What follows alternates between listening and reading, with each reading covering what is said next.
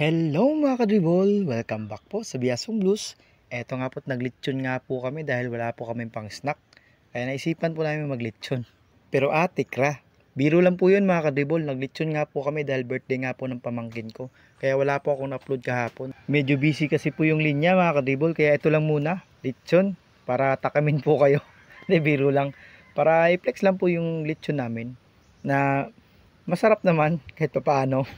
Parang napipilitan pa no pagkasabi ng sarap no? Pero hindi, totoo, masarap po talaga siya kadribol dahil ako po yung nagtimpla niyan.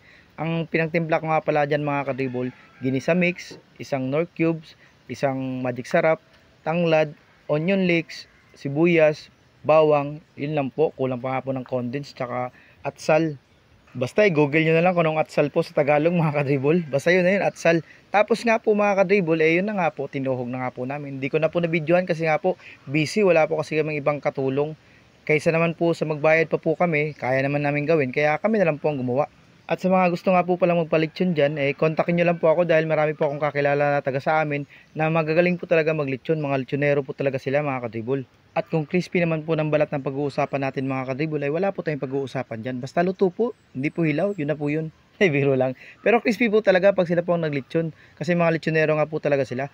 Eksperto na po sila sa ganitong larangan. At kung bayad naman po ang pag-uusapan natin ng mga kadribol, ay murang-mura lang po sila mga kadribol. Painumin mo lang, ayos na yun. Biro lang. Murang-mura nga lang po sila mga kadribol. Ilabas nyo lang po yung tip para sa akin. Siyempre commission. Sa panahon ngayon mga kadribol, wala nang libre ha, kaya nga nagbablog ng lahat Pero seryoso mga kadribol, kung sino man pong gusto magpalitsyon dyan, basta hindi lang po tawid ng dagat, ayos po sa amin yon. Along dito lang po sa area po ng Southern Leyte, kaya po namin yung puntahan. At eto nga po mga kadribol, luto na po yung ating lechon, di ba? Ang bilis. So siyempre, ganun lang kabilis yun. Mekos-mekos lang yan. Pero pinaikot-ikot pa rin po namin sa mahinang apoy, para crispy po talaga yung balat. Nanunuot sa sarap. Crunchy. Yummy. At kung nakaabot ka naman sa puntong to, maaari po bang pakipollow, like and share naman po na aming mga video para malaman po namin kung saan po nakarating aming mga video. Maraming salamat po mga kadribol. Tara, kumain po tayo mga kadribol. At tatakam na ako.